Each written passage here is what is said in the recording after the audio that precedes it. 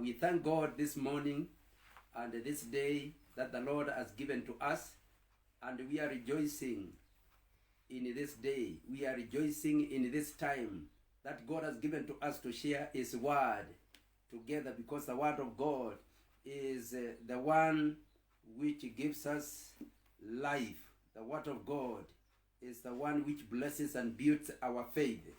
And so today we are sharing the second day. We are sharing on that my Redeemer lives. My Redeemer. The Redeemer is the one who comes to restore back, to buy back that which the weak has lost, that which that which the relatives has been taken from the relative. So we see, and we see the Redeemer. We saw in the book of Job 19 verse 25 and 26, the word tells us, "For I know that my Redeemer lives, and he will stand at last on the earth." You know, it is good to know the Redeemer lives, because when you know your Redeemer lives, then now you can ask your Redeemer to restore to you what you have lost, because the Redeemer is for restoring that which the one has lost. So Job was saying he knows the Redeemer lives. He knows the Redeemer lives, and he will stand at last on the earth.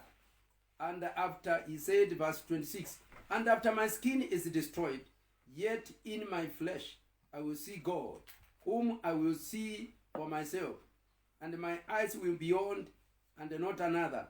How my heart yearns with me." This is one of the person who knew his Redeemer. And even though he was afflicted, even though he had lost so many things, lost the family, lost the wealth, and even now he was in the punch of losing his life because he was so sick, but he spoke the word. It's always good to speak the promise of God, because unless you believe the promise of God and speak it, it is not going to be fulfilled. So he said, "I know that my Redeemer lives." He said, "I know my Redeemer lives, and he will stand at last on the earth. And after my skin is destroyed, yet in my flesh I will see God, whom I will see for myself, and my eyes will behold, and not another. How my heart yearns within me for the Redeemer." You know, the Redeemer. And so now my Redeemer lives. This is especially for those who know God. This is especially for those who have Jesus, and they can testify, "Jesus is my Lord and my Savior." So the Lord is our Redeemer. Jesus is our Redeemer. The word of God tells us in the book of 1 Corinthians chapter 1 verse 30 that Jesus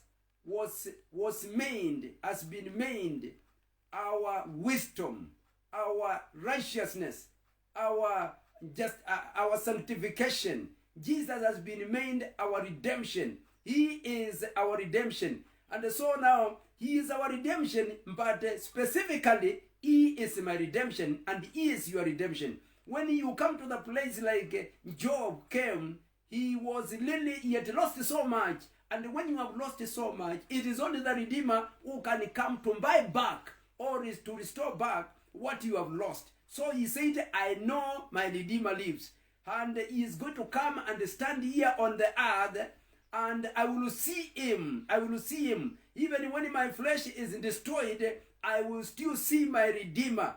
And I'm telling you, that is what happened in Job chapter 42, verse 5. I'm telling you, Job said he was hearing about God. He was hearing about his Redeemer, but now he sees him. Now he sees him. He saw the Redeemer as he had said that he will see him. The Lord surely came, because he's the Redeemer. And even this time when we are living, it is a challenging time where you need to have and to know your Redeemer lives, because after everything, after after you have gone through the processes of life, maybe challenges and whatever, you must have faith in the Redeemer, in the Lord who restores. And in Psalms chapter 130 verse 8, God will redeem Israel. You know, here the word of God says that God will redeem Israel. He is the Redeemer of Israel.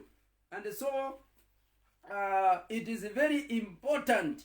It is very important to for Israel to know, and surely Israel, they know. That is why it is written here in Psalms 130 verse 8. It says, He shall redeem Israel from all their iniquities. God will redeem Israel from all their evils, from all their iniquities. It is iniquity, it is a sin that gives the enemy, who is Satan and demons, to take the blessings of people and to put people into slavery. And that is what they had done to Israel.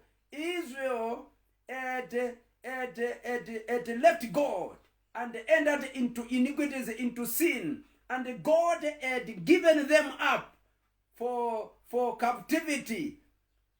And so now here, the word says, the psalmist says that he says that he shall redeem Israel from all their iniquities. When it is well with you, in your relationship with God, then you can say like Job, my Redeemer lives, because your Redeemer is the one who is going to defend you. He is the one who is going to fight for you. He is the one who is going to fight for your rights. And God is our Redeemer. And when now you find things have gone wrong, or you are going through trying times, difficult times, and you are losing so much, like it is these days because of coronavirus, the enemy has come in the form of corona and many other things, and some people have lost jobs, others have lost businesses, and so many others have lost lives. It is a time we come and we believe in our Redeemer, and because our help comes from the Lord. It is only God who can come and help us in this time, not only help us to pass through, but also help us and restore what we have lost, and help us to be strong and to pass through this time victoriously, having victory. So Israel found themselves in that way. So because of their iniquities, the Lord sold them to their enemies, and they were afflicted, they were tormented. But you know, the word says there that God now came to help them, to deliver them from their enemies, and so they came to a place whereby now they knew, they called on God because of their problems. They called on God because of their problems, and God was able to hear them and forgive them, and now restore what they have lost, and restore them back to their own place. So our Redeemer lives, and the God of Israel, who was able to redeem Israel from all their iniquities, from all their sins, and all what they are suffering because of their iniquities. He redeemed Israel from the sins, from the consequences of their sins. So he was able to forgive them, and he was able to deliver them from their enemies. You remember when they were in Egypt as slaves, God says, I have heard the cry of Israel. And he told Moses, now go and deliver my people from Pharaoh. And surely God is the Redeemer. He is the Redeemer of Israel, and he is our Redeemer. And he was able to redeem them. He was able to rescue them from Egypt and remove them from the rule of Pharaoh, and without soldiers, without having a big army, just using Moses and Aaron who was helping him. Actually, It was God who redeemed them, not Moses as such, or even Aaron. He redeemed Israel from their iniquities, from their sins, and from their oppressors. Satan cannot oppress us when we are not, when he doesn't have a right to afflict us or to oppress us. Iniquities gives Satan a right to oppress, to steal from us, to destroy, to kill. He gives the right to do that one.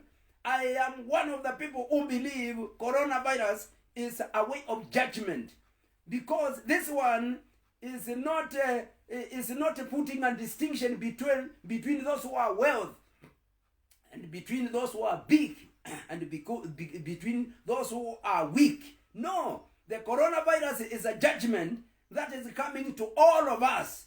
Is coming to all the people. So the rich also, they are suffering from coronavirus, and the weak, they are suffering from coronavirus. So where do we turn to? Usually we turn to those who are able, but even the able, they are in problem. I heard a testimony the other day of how a rich person was infected by coronavirus.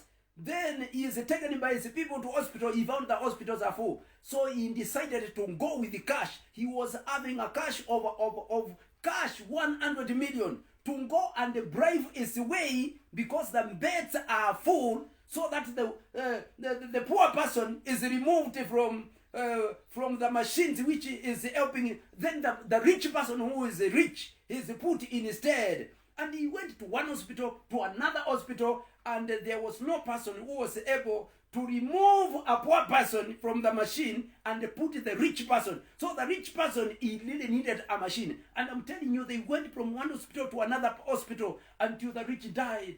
The rich died because he could not get a hospital which can accept him. All the beds were full.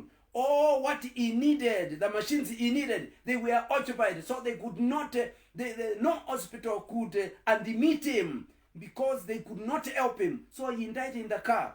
And with the millions, he was having millions in cash. But he could not, the million could not help him, the rich. So now we are under an attack whereby we can only turn to our Redeemer. When you turn to the Redeemer, even when the hospitals are full, the Lord is our healer.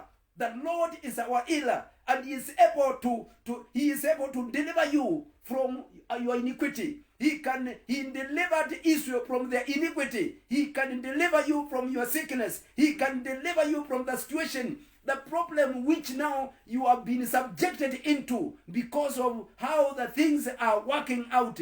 So God was able to deliver He was able to deliver Israel from their iniquities, from what the evils they have come, what the evils they were in, and surely He delivered them.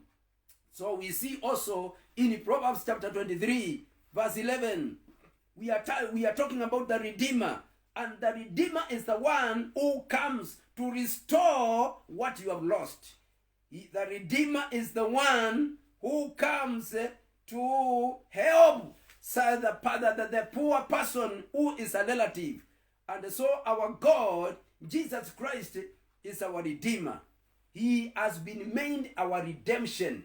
He has been made our righteousness. He has been made our wisdom. Jesus is our wisdom, our righteousness, our redemption. He is our redemption. Let us turn to the Redeemer at a time like this. He is our shepherd. When you have the Lord Jesus Christ, you believe in the Lord Jesus Christ, and you know He is your Redeemer, I'm telling you, whatever situation man cannot handle, and even yourself, you need help, you cannot handle it, you can turn to the Redeemer, and you can say like Job, my Redeemer lives. Jesus, you are my Redeemer. Come into my deliverance. Come and deliver me from this situation. And the Lord is going to do that. In Proverbs chapter 23, verse 11, for their Redeemer is mighty, and surely, for their Redeemer, this is Israel, for their Redeemer is mighty, And I'm telling you, brethren, in the book of Galatians chapter 3 verse 29, it says those who are Christ, they are the seed of Abraham. The seed of Abraham is Israel. So they are the Israelites. We are the Israelites of God because of our faith in Christ. And so verse 11 says, for their Redeemer is mighty. He will plead their cause with you. This is talking about verse 10. Verse 10, about those who are really weak. It says, do not remove the old landmarks. Do not remove the old landmark. Now enter the fields of the fatherless. For their Redeemer is mighty. He will plead their cause. That is what happens. The Lord pleads the cause of the weak, of the fatherless, of the widows. Don't remove their landmarks because they don't have a defend that they are weak. They cannot pursue their cases properly in the courts, whereby we have got sometimes corrupt people who can corrupt their way, and judgment is made in their favor. No. God is the Redeemer of the fatherless. God is a Redeemer of those who know Him, those who have got Jesus. Jesus is our Redeemer. He is able where things are not working in your favor. Turn to your Redeemer and believe, call Him, invite Him. He will plead for your cause because He pleads for the cause of those who belong to Him. And surely we belong to Jesus. If you do not have Jesus, today I will pray with you so that you invite Christ to come into your life and He becomes your Redeemer. Jesus is my Redeemer. Whatever situation will come, I have got God as my present help in the time of my need. So my Redeemer lives. And surely at a time like this one, I am looking to God. At all times, I look to God. He will preserve me. He will help me. And even what I have lost at a time like this, I'm telling you that my Redeemer lives, and He is going to restore to me. He is going to plead for my cause, and He has been pleading for my cause. You can face life boldly because you know the one who you believe in. He is able, and He cannot be defeated. Brethren, let us believe in this Redeemer, the Lord Jesus Christ. He is our Redeemer. Let us see in the book of Isaiah 41 verse 14, as we come to the close. Isaiah 41 verse 14. Do not be afraid, O warm Jacob, O little Israel, for I myself will help you, declares the Lord, your Redeemer, the only one of Israel. So the Lord is encouraging, is our encouragement. And He is telling Israel, do not be afraid, because fear is what the enemy uses. Because when you fear, you don't have faith. You see the bigness of your enemy more than the bigness of God. Fear is of the devil. God has not given us the spirit of fear, but of power, of love, and sound mind. So He is telling Israel, do not be afraid. Do not fear, O warm Jacob, O little Israel. For I myself will help you, declares the Lord, your Redeemer, the only one of Israel. I am the one who is going to help you. Don't fear. And this is what God is telling us, who are not so much strong. Do not fear, all you warm Israel. Do not fear, all you little Israel. I am with you. I will help you. I am your Redeemer. Don't fear. Trust in me. And God is saying the same to you who is listening to me, who is seeing me, that you are an Israelite of God. Because of your faith in Christ Jesus, you become the seed of Israel. the seed of Abraham. And the seed of Abraham are the Israelites. I'm telling you, come what has come and what may come. It is not beyond what God can help. It is not beyond what God can deliver. So God is telling Israel, be encouraged. Don't fear. Be encouraged. I am with you to help you, to deliver you from the situation in which you are in. Where you need help, I'm there to help you. And that is what God is telling you to, speaking to us, that He is going to help us. Things will not go out of hand. They cannot go out of hand for a child of God, because our God is our Redeemer. My God is my Redeemer. Things cannot go out of the hand. They cannot go beyond what God can help me. So when I have the Lord Jesus as my Redeemer, as my righteousness, as my sanctification, as my redemption, as my wisdom, I'm telling you, I have my help with me. So He is telling Israel, don't fear. He is encouraging them, I am with you. And I'm telling you, that is where that is our safety. That is our source of help. Our source of help is from the Lord. Our Lord God is our very present help in the time of problem. So the Lord is there to help us. The Lord is there to strengthen us. The Lord is there to make a way for us. The Lord is there to give us victory at a time like this. And so He is there to give us victory at a time like this one. And also we see in the book of Isaiah 43 verse 14. Isaiah 43 verse 14. This is what the Lord says.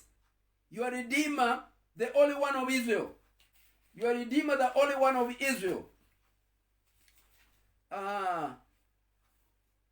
Verses 14. Isaiah 43 verses 14.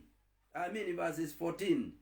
We read, that says the Lord, your Redeemer, the only one of Israel. For your sake, I have sent to Babylon, and have brought down all their nobles and the Chaldeans into the ships in which they rejoice.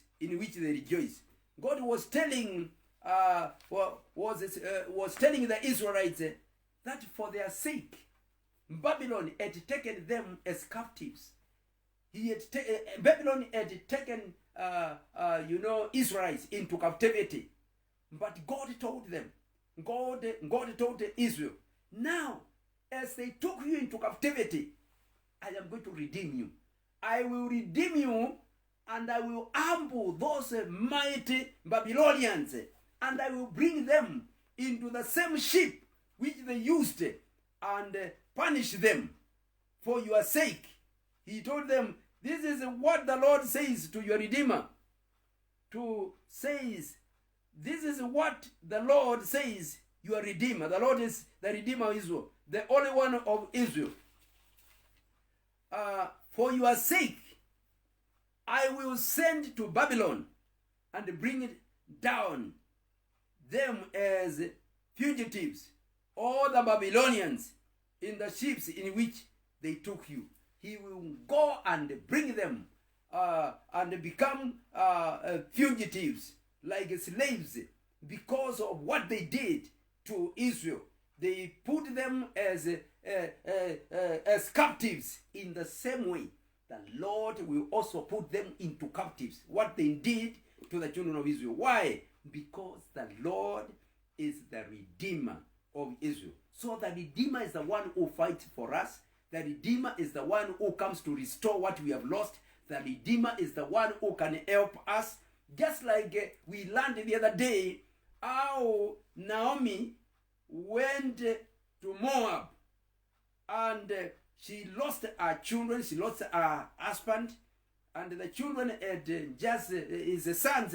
her sons had just married, and within a short time before God blessed them with the children, the sons of Naomi, they also died. And Naomi is left with the daughters-in-law, 2 of them. And I'm telling you, it was not easy. All our dreams were shattered and destroyed because she was feeling secure having a husband, feeling secure having 2 sons. The husband died. She is left with the 2 sons. Then the 2 sons, they married. And it was a little bit, now there was some hope. After a short time, when they are married, the 2 sons also died. And she's left there with 2 daughters-in-law. I'm telling you, Naomi is left there, mourning, not knowing what to. It is like life, or what she had dreamt, it is destroyed. And she's left there in a strange country with only 2 daughters-in-law. She told them, okay, you just, because you are young, I bless you. In fact, she blessed them. I bless you. Go and get married. You are young. Leave me alone. Let me go back to where I came from. And they said, no, we are going with you. No, she pleaded with them. And one of them, she decided, okay, let me take the advice of this, my mother-in-law. And she told them categorically that, you know, according to my culture, if I get married and I get sons, they can inherit you. They can inherit you. But, you know, I'm so old, I am not, I don't see myself getting married, getting children, and then the children inherit you as to raise a family for the dead. So, you better remain here. But Ruth, she told her, don't tell me to remain. I'm going to go with you. And she spoke faith. She said, your God will be my God. Your people will be my people. Where you die, I will die. You know, when you bring God into the situation, you know, he becomes your defense. So, Naomi surrendered. She said, okay. And they went back to Jerusalem. When they reached to Jerusalem, people looked at Naomi and they could recognize her. She had spent some years. They could, they called her Naomi. She said, no, I'm not Naomi. I am no longer Naomi. I went full and I've come empty. I am so bitter and, you know, frustrated. Don't call me Naomi anymore. I am Mara. I am bitter. And so, you know, because surely what happened to Naomi, it is like she will never again, she will never again get into her destiny or get what she has ever dreamt about, but not with God, you know. So Ruth is there helping her mother-in-law, and so now because they needed food, Ruth was able to go to where people are harvesting. Then she can get some food. You know, in Israel they used to leave some when they are harvesting, they leave some grains, and so that for those who are poor, they can come. They were not harvesting everything, especially on the edges of the shamba. They were not harvesting. They were leaving it purposely for those who are poor. They can come after those who are harvesting, and they also get something so that they don't die because of anger. So now Ruth was able to go to a farm, and she was able to harvest what is left by those who are harvesting, the workers. And so now in the evening she went back home, and you know, with a lot of harvest and with a lot of food. And the mother asked her, where did you go to harvest today? She said, I went to a person called Boaz. I went to harvest in the shamba of somebody called Boaz. Then the mother told, oh, Boaz here, that is our Redeemer. You know, Redeemer. The Redeemer is a very important person. You know, Jesus is our Redeemer. That is our Redeemer. That is a person who can buy us back. Is our Redeemer. And you know, Naomi advised Ruth how she can go, and she asked for a redemption. You must ask for a redemption. You must have knowledge who is your Redeemer, and you go to ask the Redeemer to redeem you, to buy back what you have lost. And you know, this time, you know, they needed a Redeemer. Naomi and Ruth, they needed a Redeemer. So now she told Ruth how she can go and get herself redeemed together with her mother-in-law. So now in the night, Ruth went and she introduced herself in the night to Boaz. That you know, she went where Boaz had slept, and Ruth, according to the advice of mother-in-law, Ruth was so submissive and obedient, and it was not easy. It was not easy, for you, a foreigner, to go and she had told her, go and see where this Boaz is going to sleep. And then when people have gone, you go and in the feet, you uncover his feet and cover yourself there, sleep from his feet and cover yourself there. And when he will wake up, then you will tell him that you need redemption. He is your redeemer. So in the night, this man called Boaz, he woke up. Then he found there's somebody there's somebody who has come to sleep with him. Hello? He said, who are you? She said, I am Ruth. You are my redeemer. I've come so that you may redeem me. She told her, okay, that is true. That I'm your redeemer. So you'll be okay. I am going to work it out for your redemption. And surely Boaz worked out for his redemption. You can see it in the book of Ruth. In the book of Ruth, you can see how the redemption took place. But I've told you this to tell you that Ruth and Naomi needed a redeemer, somebody wealth in the family who is able to buy them or to marry Ruth, to raise a family for her husband, Mahlon. I don't know Mahlon, but you can go and check. To raise a family for the dead. She needed a redeemer. A redeemer comes and is able to get the widow as the wife and then produce children or get children for the name of the person who died, for the brother who died, so that now his name can still remain. The child who is, if it's a son, is going to be given the name according to Deuteronomy chapter 25. He is going to be given a name of the husband of the widow. So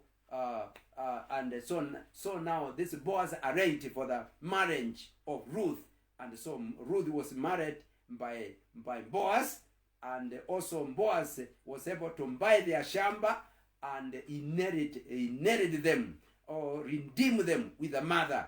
And I'm telling you, this Ruth was a Moabite by God's divine plan. Now she found herself to be in the generation where Jesus is born. Ruth found herself, she is in that genealogy of Jesus. And that one who lost her husband when she is so young. And Naomi, who is left by the husband and left by the sons, they died.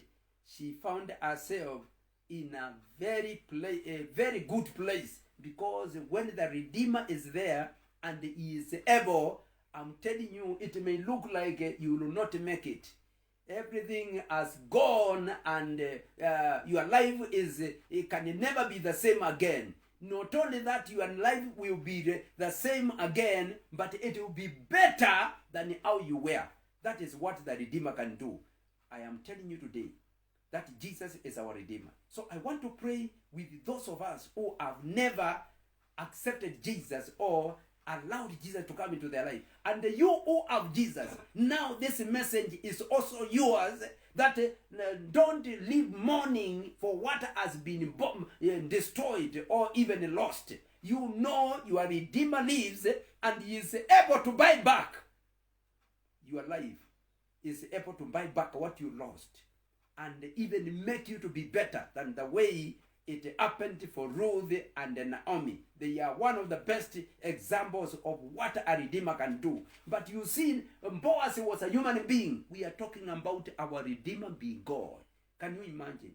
God who is able. God who even is the one who had given you what you have lost. He had given you a job. He had given you a business. And he is a Redeemer who lives. So our Redeemer lives, and he is able to give us back, to buy back, restore back what we have lost.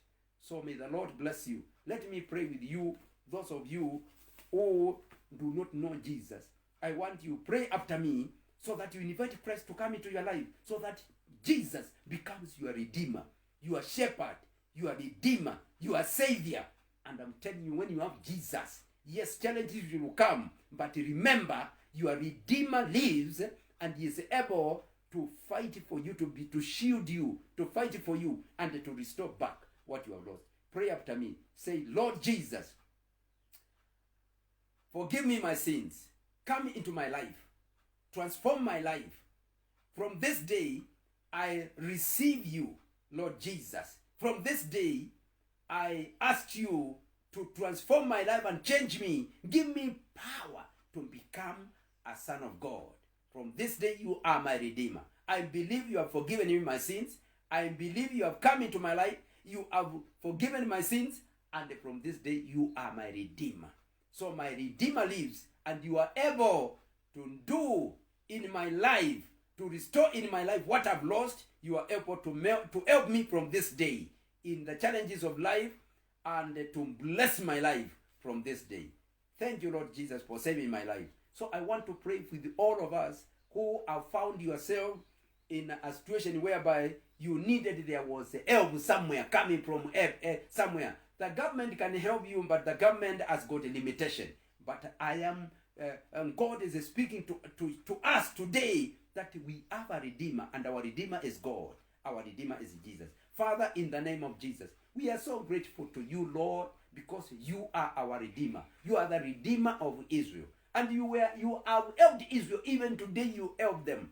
And you are God, the God of Israel. You are our Redeemer, because we believe in Christ, and we are the seed of Abraham. We pray, intervene in whatever situation each one is going through. Be it a situation of sickness, you are the Lord who heals us. Be it a situation of lack, you are our shepherd and we shall not want. Be it a situation of non-job, non-business, you are the Lord who can again restore us back, restore the business back to us, restore us back to the job, restore the job back, or even give us a better and a good job, because you are the Lord.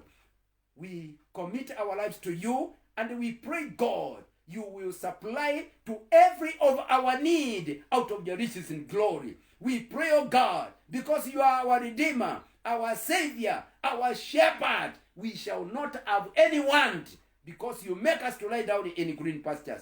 God, we thank you because you are our Redeemer, and you are able to do exceeding abundantly above that which we have asked, by the power of the Holy Spirit working within us. We thank you, Lord, and we bless you that all is well with us. We shall eat the fruit of our deeds, because our Redeemer lives. We thank you and we bless you. In Jesus' name we have prayed. Amen. So, brethren, our Redeemer lives, and so may God keep you. May God bless you and keep you. May God make his face to shine upon you. May God be gracious to you. May God lift his countenance towards you and give you peace, give you prosperity, restore to you what you have lost, and bring healing to you, because he is the Lord who heals us. The Lord preserve and keep you. The Lord restore to you what you have lost and see you through, in Jesus' name. Amen. Let us see one another again in this coming Sundays. The Lord will make it possible for us. Amen.